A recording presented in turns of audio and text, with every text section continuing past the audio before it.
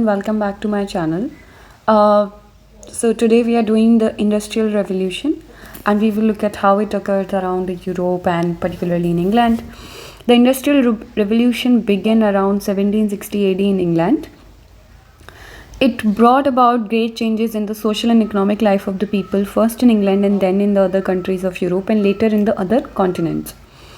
Clear है कि सबसे पहले इंग्लैंड में आया, उसके बाद ये यूरोप में फैला और फिर कैसे कैसे अलग अलग कॉन्टिनेंट्स में महाद्वीपों में फैला. In Europe, especially England, the discovery of the new territories, exploration, growth of trade and commerce, and the consequent growth of the towns brought about an increase in the demands of the good.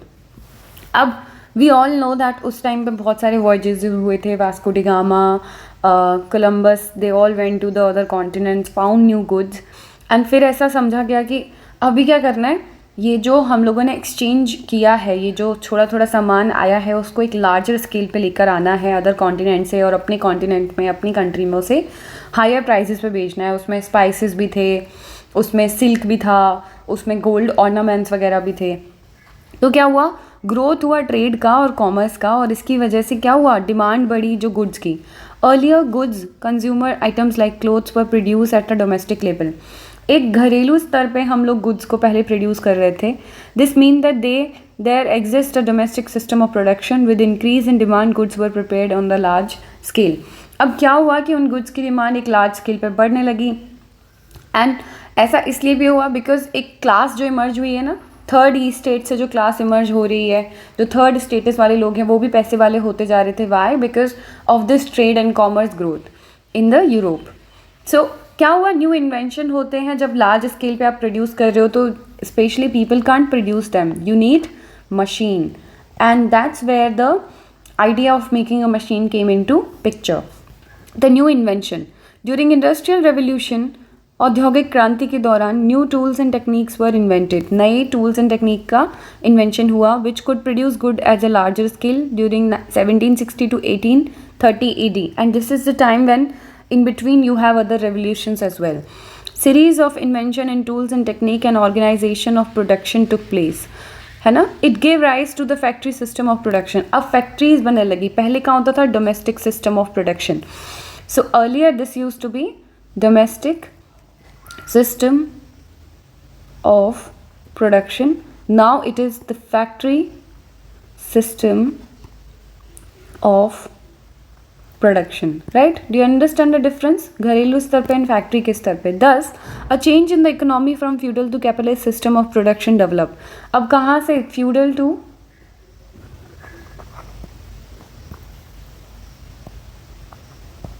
तो सामंतवाद से पूंजीवाद की तरफ पूरा का पूरा समाज जो था, इकोनॉमी जो थी उसने प्रोग्रेस किया. Subsequently there emerged a class of capitalist. अब ऑब्वियसली एक लार्जर स्केल पे जब आप प्रोडक्शन करेंगे तो ऐसा नहीं है कि आपको वही पैसा मिलेगा जितना आप कंज्यूम करेंगे या सब्सटेंस इकोनॉमी भेजेंगे. You will become a new class. There will be rise of the new class which is made of money, which is known as capitalist class, which control the new system of production.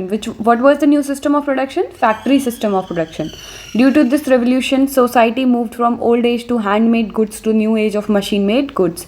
Handmade item कहाँ पे जाने लगे, machine made goods में shift होने लगे. This shift heralded the emergence of industrial revolution. और ये जो शिफ्ट था वो क्या लेकर आया, इंडस्ट्रियल रेवोल्यूशन माना गया. One of the significant mechanical invention which led to the quicker and better method of production in various industries was spinning jenny.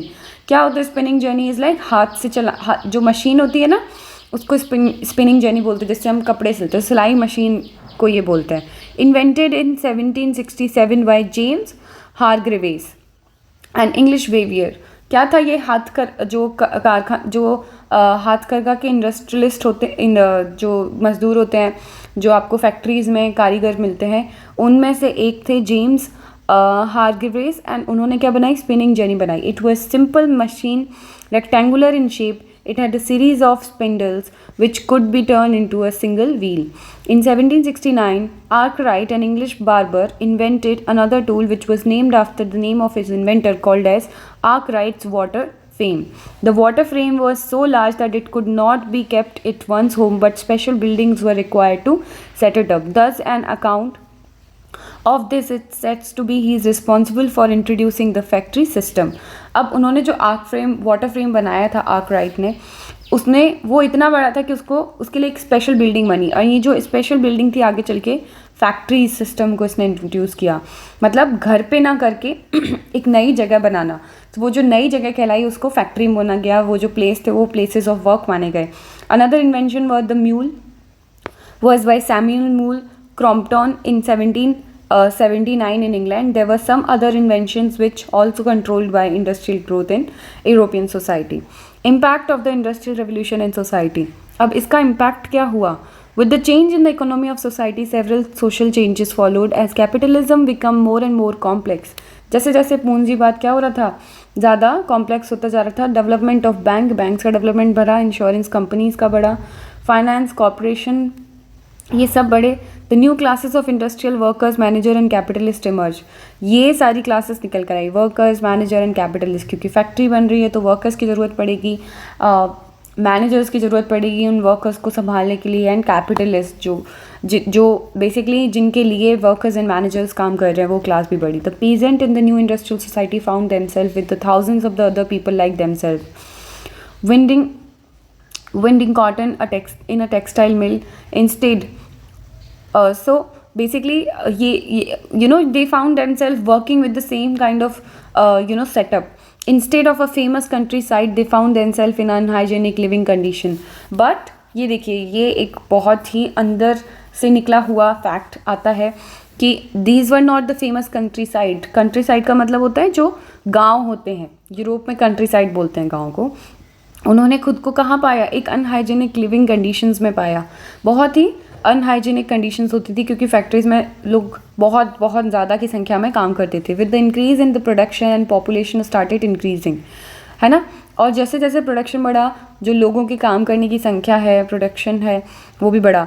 और पॉपुलेशन बढ़ी. पॉपुलेशन क्यों बढ़ेगी? Because now people need more people to work in the factories. Rise of the population leads to the increase in the rate of urbanization. क्योंकि countryside नहीं जा रहे हैं तो अर्बन सेटअप में इंडस्ट्री सेटअप हो रही है, तो अर्बनाइजेशन बढ़ रहा है. The industrial cities grew rapidly. अब इंडस्ट्री की जो सिटी थी, जो सिटीज़ फेमस थी इंडस्ट्रीज़ के लिए, जैसे इंडिया में Kanpur was very famous industrial city, या Ludhiana is one of the very famous industrial city. Same goes for like Manchester was a very famous city in London in England. In the industrial cities socio economic disparities were very wide. अब इस industrial cities में आपको economic and social disparities clearly दिखती हैं. एक capitalist class है जिसके पास बहुत सारा पैसा है, देन एक बीच की क्लास है which is comprising of the manager, जिनके पास है भी एंड नहीं भी. You can say that they were middle class, and this is workers class जिनके पास पैसा नहीं है. So disparity between these classes was clearly visible. The factory workers were involved in repetitive boring work. और factory workers को बार बार वही चीज़ें क्या करनी पड़ रही थी? बनानी पड़ रही थी, क्योंकि इसमें कुछ भी पर्सनल इन्वॉल्वमेंट नहीं था. आप जो भी चीज़ मशीन में डालेंगे, it's going to produce the same product, the result of which they could not enjoy. और वो अपने रिजल्ट को इन्जॉय नहीं कर पा रहे थे, क्योंकि जब हाथ से काम करते हैं then you tend to enjoy that process. In Marxist term, the workers became alienated from the product of his and her labour. देखिए, यहाँ पे एक बहुत ही बड़े सोशोलॉजिस्ट का नाम लिया गया है, कार्ल मार्क्स, एंड उनका एक फेमस वर्क है जो एलिनेशन के बारे में बात करता है. तो मार्क्सिस्ट यानी मार्क्स जो बोल के गए थे वो वाली तथ्य बताते हैं कि जो वर्कर्स थे, वो बताता है मार्क्सिस्ट हमें बताता है कि जो मजदूर थे वो क्या हो रहे थे? अलगाव फेस कर रहे थे अपने प्रोडक्ट से. उन्होंने ना एलिनेशन, जो अलगाव है, उसके बारे में कई सारे बेस उसके आधार दिए हैं, जिसमें से एक आधार ये है कि जब आप फैक्ट्री लेवल पे कुछ चीज़ें प्रोड्यूस करते हैं, जब आप एक बहुत लार्ज स्केल पे चीज़ें प्रोड्यूस करते हैं, तो एक डी अटैचमेंट आना स्वाभाविक है, क्योंकि वो एक मशीन से प्रोड्यूस हो रहा है, उसमें कुछ भी खुद का एफर्ट्स नहीं लग रहा है. You are just going and giving your labour just like an commodity. तो क्या होता है, आपको एलिनेशन होना स्टार्ट हो जाएगा. You don't feel like this is your own. और इससे क्या होगा, आपको अपने प्रोडक्ट से जो फिनिश गुड बन रहा है उससे उसको अलगाव हो जाएगा. City life in the industrial society became all together a different way of life. अब कंट्री साइड से ये लाइफ बहुत ज़्यादा डिफरेंट थी. These changes moved from both conservative to and radical thinkers. और ये सारे changes ने ना conservative and radical thinkers को भी हिला के रख दिया. The conservatives feared that such condition would lead to chaos and disorders. और conservatives को समझ आया कि ये वाली जो कंडीशंस जो पैदा हो रही हैं, जो हम फैक्ट्रीज़ में काम करवा रहे हैं, अर्बनाइजेशन हो रहा है, पॉपुलेशन ग्रोथ हो रही है, नई सिटीज़ आ रही हैं, अनहाइजीनिक कंडीशन है, ये क्या करेंगी, ये केओस लेकर आएंगी, एक डिसऑर्डर लेकर आएंगी, सोसाइटी थोड़ा डिसफंक्शंस हो सकती है। एंड रेडिकल सोचते थे, रेडिकल में कार्ल मार्क्स एंड एंजल्स आते हैं। उन्होंने सोचा कि factory workers would initiate social transformation, और इनको ऐसा लगता था क्योंकि ऐसी कंडीशन बनी रहेंगी बहुत दिनों तक, तो क्या होगा, जो वर्कर्स हैं they will revolt, workers will bring social transformation. Though the judgment of the value differed and social thinkers of that time were agreed upon the epoch-making impact of Industrial Revolution, they also agreed upon the importance of new working class. The history of the period from 1811 to 1850 further indicates that this class increasingly agitated for their rights. और ये जो impact था industrial revolution का वो अलग अलग देखने को मिलता है। एंड दे बट जो न्यू वर्किंग क्लास की कुछ धारणाएं जो थिंकर्स ने निकाली थी वो टू एन एक्सटेंट ठीक भी हुई, क्योंकि जब हम 1811 से 1850 तक का जब टाइम देखते हैं तो हमें समझ आता है कि एक क्लास इमर्ज तो हो रही है जो अपने राइट्स को लेके काफ़ी क्या है, अवेयर है, काफ़ी सतर्क है। Now significant themes of the industrial revolution. Now industrial revolution की कुछ थीम्स निकल कर आती हैं, because it's very important to set the foundation to know a lot of thinkers that we are going to study, and one of the founding father of sociology who is known as he's famous for his work on the workers, that is the Karl Marx, that I took the name earlier as well. So we will look at some of the themes of industrial revolution. The condition of labor, a new population earning their livelihood by working in the factory arose. Clear है कि जब नए population जो factories में काम करने वाली थी तो वो निकल कर आती है, वो पॉपुलेशन एक पूरा ग्रुप बनता है। In the early years of the working class lived in poverty and squalor. तो जो पहले का टाइम था, जब उन्होंने फैक्ट्री स्टार्ट की थी, तो जो वर्किंग क्लास थी वो कैसे अपनी जीविका को व्यतीत करती थी, वो है कि वो लोग अपना टाइम पॉवर्टी में उन्होंने निकाला है। स्क्वालर का मतलब होता है डिग्रेडेशन फ्रॉम द पॉवर्टी, तो उसमें निकाला है। दे वर सोशली डिप्राइव्ड, वो सोशली डिप्राइव्ड थे। At the same time they were also indispensable in the new industrial system. तो जो नया इंडस्ट्रियल सिस्टम था उसमें दे वर इंडिस्पेंसिबल, राइट। इंडिस्पेंसिबल का मतलब होता है that they were it's something that was necessary, and it cannot be done without this, right? So it's like something that you cannot be avoidable. So this made them a powerful social force. So because उनको हम neglect भी नहीं कर सकते थे, तो क्या हुआ, वो एक powerful social force की तरह rise up होते हैं। Sociologists recognize that the poverty of this working class is not natural poverty but a social poverty. ये बहुत important point है। मतलब ये जो पॉवर्टी क्रिएट हो रही है बिटवीन दीज टू क्लासेस, ये नेचुरल पॉवर्टी नहीं है।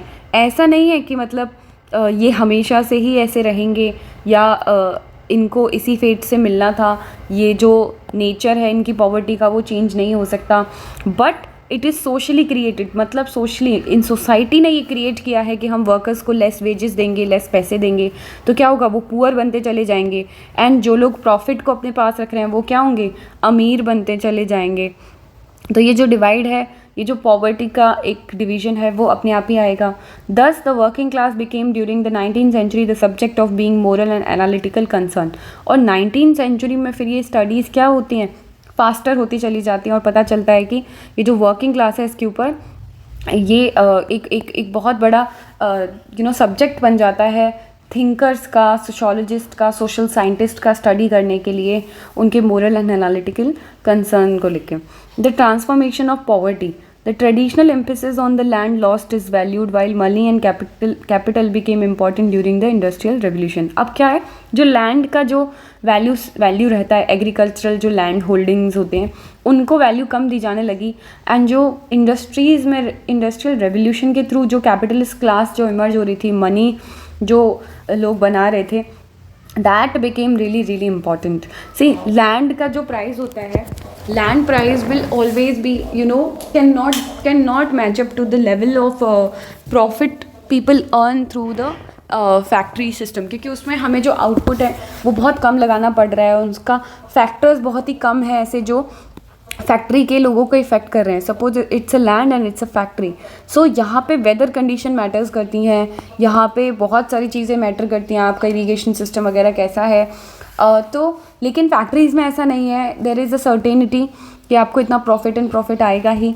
तो capital became very important. The invention in the new industrial system came to be recognize. और जो the investment in the new industrial scheme came to be recognized. The feudal landlords became less significant while the new capitalists gained power. अब जो industrial system में investment हो रहा था वो बहुत ज़्यादा रिकॉग्नाइज किया जाने लगा, उसको इंपॉर्टेंस दिया जाने लगा.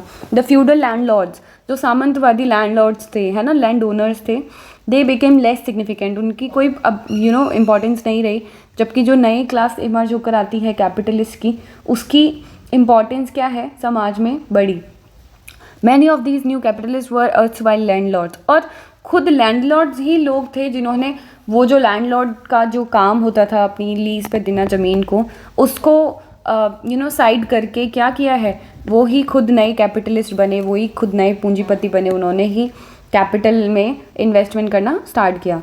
The poverty was one of the central issue and that were raised in the French revolution too. और ये जो प्रॉवर्टी क्रिएट हो रही थी ना between the two classes, the capitalist class and the labour class, ये बहुत बड़ा एक इशू बना जो फ्रेंच रेवोल्यूशन में था. क्योंकि आपको पता ही है ना, एक क्लास थी जो बहुत ही ज़्यादा गरीब थी और वो किंग के पास जाती है. किंग बोलते हैं कि आपके पास ये नहीं है तो ये खा लीजिए, आपके पास ब्रेड नहीं है तो आप केक खा लीजिए. तो ये जो क्लास है ना पुअर पीपल की, जो किंग के पास जाना चाहती थी, वो पॉवर्टी एक बहुत बड़ा एक रीज़न बना था फ्रेंच रेवोल्यूशन लाने का. And it influence on the social order, its influence on the social order is considerable. और इसीलिए हम इसका सोशल ऑर्डर पे भी इन्फ्लुएंस दे सकते हैं. Poverty is related to economic privileges, social status and political power.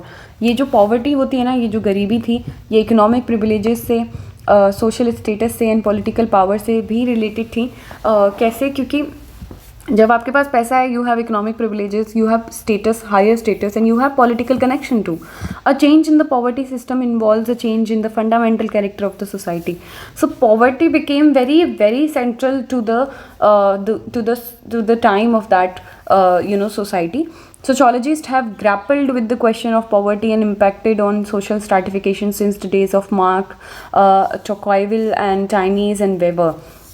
तो एंड जो सोशोलॉजिस्ट थे उनके लिए जो poverty as a central theme, social stratification, society में जो नया डिवीजन आया ई स्टेट से पुअर एंड अ रिच का, ये जो कैपिटलिस्ट क्लास थी एंड लेबर क्लास थी, इन दोनों के बीच का, है ना, ये सोशोलॉजिस्ट के लिए जो नया सोशल स्ट्रैटिफिकेशन आया, सोसाइटी को डिवाइड करने का नया जो फ्रेम आया, वो काफ़ी इंटरेस्टिंग था. लोग उस पर स्टडी करना चाहते थे. Industrial city and urbanism. जब urbanization, so urbanization is what? Process where the urban setup is in the process of rising up. Urbanization was necessary and corollary to the industrial revolution. So जो हमारा urbanisation था वो क्या था, industrial revolution के साथ साथ चलने वाला था. That was in addition of the industrial revolution, industry growth, and along with it the great cluster of population, the modern town and cities. जब इंडस्ट्रीज़ की ग्रोथ हो रही थी तो बहुत बड़ी बड़ी सिटीज़ भी निकल कर आई. जैसे इंडिया में भी आप मुंबई के बारे में सुनते होंगे. जब ब्रिटिश लोग आए थे तो Madras, Calcutta, Mumbai, these were the port city and they were growing at that time. Cities were presented in ancient period too, such as Rome, Athens, etc. But the new cities were Manchester in England, famous for its textile, were different in nature. Ancient cities were known for its repositories of civilized grace and virtues, while the new cities were known for this repositories of misery and inhumanities.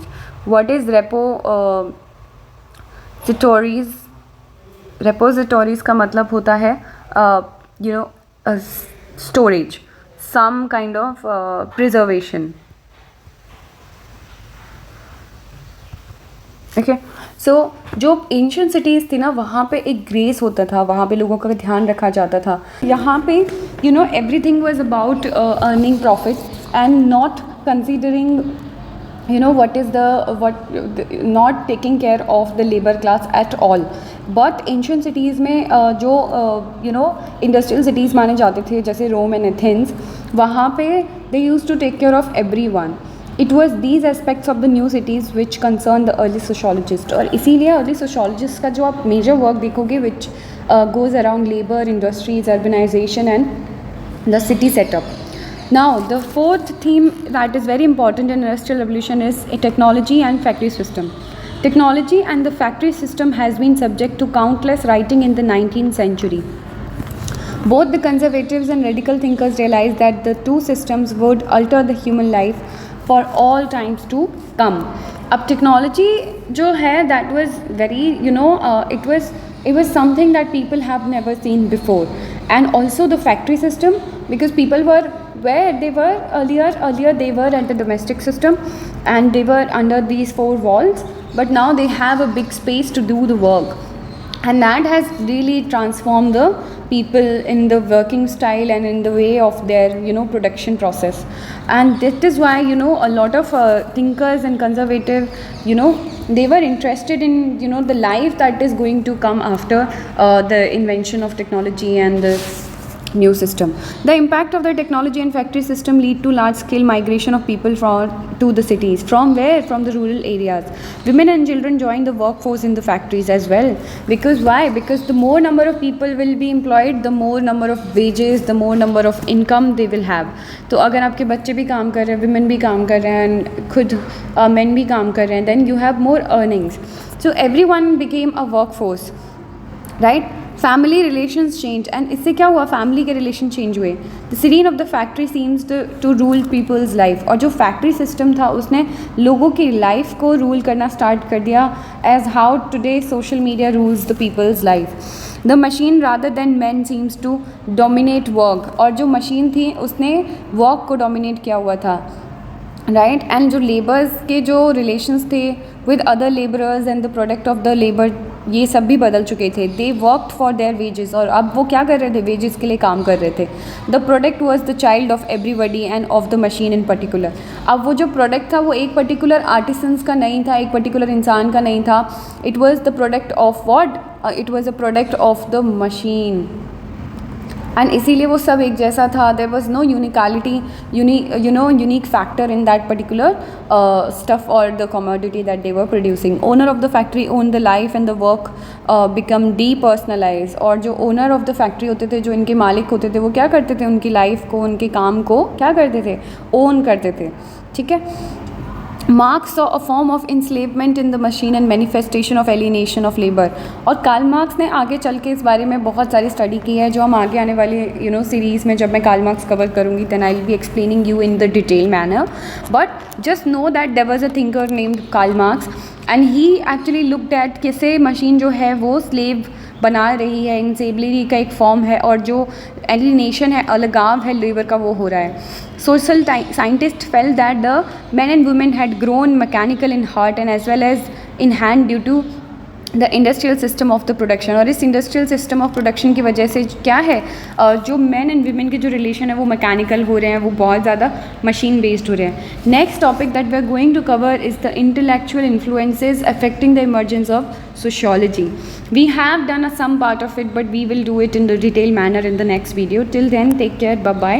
And if you have any question, comment down below, and do like, share and subscribe to my channel. Bye bye.